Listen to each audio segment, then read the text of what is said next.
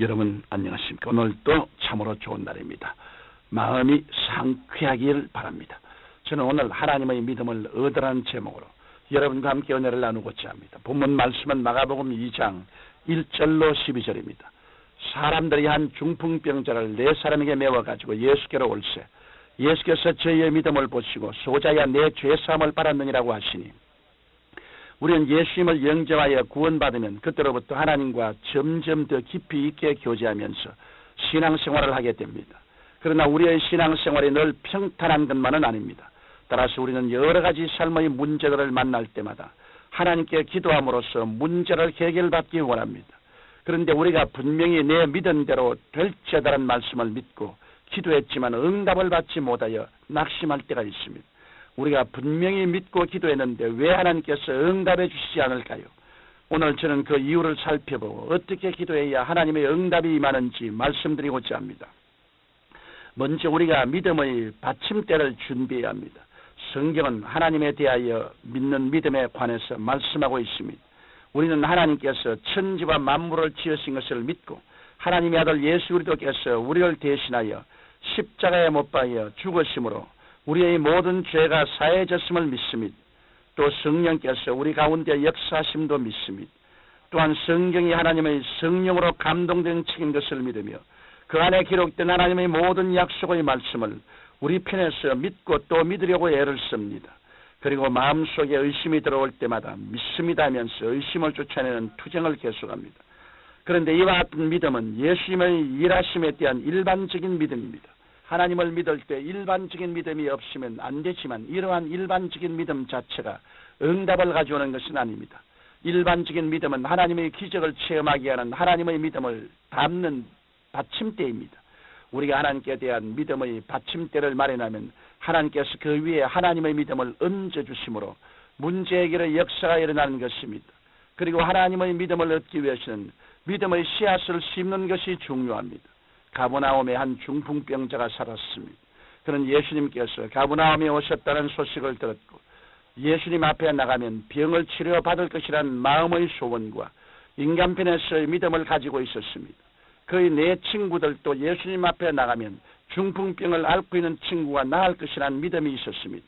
그리하여 그들은 예수님께서 계신 집의 지붕을 뚫고 구멍을 내어 중풍병을 앓고 있는 친구를 상에 누인 채로 예수님 앞에 달아내려 놓았습니다.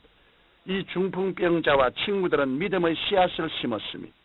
예수님께서 고쳐주실 것을 믿고 지붕을 뚫고 예수님 앞에 들 것을 달아내리는 행동으로 눈에 보이는 믿음의 씨앗을 심은 것입니다. 성경에는 예수께서 저희의 믿음을 보시고라고 분명히 기록하고 있습니다. 여기에서 예수님께서는 4사람과 중풍병자의 믿음을 보셨습니다. 그렇다고 그들의 인간편에서 보여드린 믿음이 중풍병자를 일으킨 것은 아닙니다. 그들이 믿음을 행동으로 옮기는 것을 예수님께서 보시고 그것을 받침대로 하여 그 위에 하나님의 믿음을 얹어주심으로 기적이 일어난 것입니다. 이와 같이 하나님의 믿음이 우리에게 내려와서 기적을 베풀 수 있도록 하는 받침대가 바로 인간편에서의 믿음인 것입니다. 다음으로 우리가 하나님의 믿음을 얻기 위해서 죄를 청산해야 합니다. 우리가 하나님의 도우심을 믿고 하나님 앞에 나와서 우리의 믿음을 내어놓았으면 그 다음 단계는 우리의 죄를 고백해야 하는 것입니다. 예수님께서는 중풍병자에게 하나님의 기적을 받아들일 수 있는 믿음의 준비가 되어 있음을 보셨습니다. 그러나 그 즉시 기적을 베풀어 주신 것이 아닙니다. 내 죄사함을 받았느니라고 하시며 먼저 그의 죄의 문제를 해결해 주신 것입니다. 예수님께서는 죄를 사하실 수 있는 권세가 있습니다. 예수님은 죄도 없고 흠도 없으신 하나님의 아들로서 이 땅에 인간의 몸을 입고 오셔서 갈보리 십자가에 못 박여 피 흘려 죽으심으로 우리의 모든 죄를 다 담당하시고 사하여 주셨습니다. 이러므로 오늘날 예수 그리스도만이 우리의 죄를 사하실 수 있는 권세가 있는 것입니다.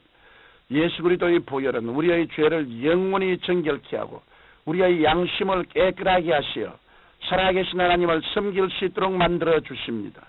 우리가 하나님을 믿고 기적을 체험하려면 믿음을 행동으로 보일 뿐만 아니라 우리의 죄악을 주님 앞에 철저히 회개함으로써 청산해야 하는 것입니다.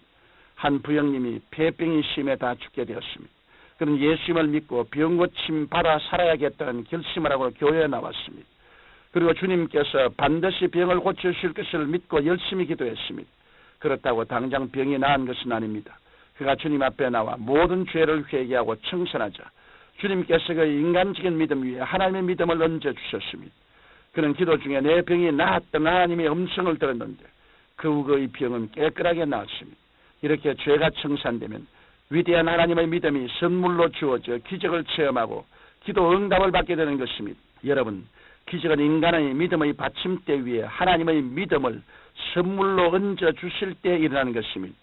예수님께서는 들것에 누운 중풍병자에게 내가 네게 말하노니 일어나 내 상을 가지고 집으로 가라고 말씀하셨습니다. 여러분, 이 말씀은 예수님의 믿음이지 중풍병자의 믿음도 아니고 네 사람 친구의 믿음도 아닙니다. 단지 예수님께서 믿으신 것입니다. 예수님께서 이 중풍병자에게 말씀으로 하나님의 믿음을 더하여 주시자 기적이 일어났습니다. 장기간 중풍으로 마비되었던 그의 몸에 생기가 돌고 혈맥이 통함으로 들것에서 일어나 심상을 걸머쥐고 집으로 돌아갈 수 있었던 것입니다. 우리가 하나님께 나와 철야기도 하고 금식기도 하고 11조를 드리며 하나님의 말씀을 바라서 믿으려고 애쓴 것은 기적을 받아들일 수 있는 받침대를 만들어 놓는 것입니다. 성경 마가복음 11장 22절에서 23절에 하나님을 믿으라고 한 말씀은 하나님의 믿음을 가지라는 것입니다. 하나님의 믿음을 가지면 이 산들을 명하여 저 바다에 던지로 하여도 그대로 되는 것입니다. 그 위에 하나님의 믿음이 임하면 마음속에 일시의 변화가 일어나 염려, 근심, 불안, 초조, 절망은 다 사라져버리고 하늘과 땅을 움직일 만한 큰 믿음이 생기는 것입니다. 그때는 인간의 믿음이 아니고 하나님의 믿음이 선물로 주어진 것이기 때문에 이 산들을 명하여 저 바다에 던지우라 하여도 그대로 될 것이요 능치 못함이 없는 것입니다. 사랑하는 성도 여러분, 인생의 크고 작은 많은 일들을 절대로 인간적인 믿음으로 출발해서는 안 됩니다. 인간적으로 믿습니다 하는 것은 나를 믿는 것이지 하나님을 믿는 것이 아닙니다. 인간 편에서 믿음이 생기면 믿음의 씨앗을 행동으로 심고 하나님의 믿음이 성령으로 임할 때까지 기도하며 건질기게 기다려야 합니다. 그래야 어느 순간 하나님의 믿음이 임하면 그 어떠한 문제도 다 해결됨으로써 하나님께서 영광 받으시는 것입니다.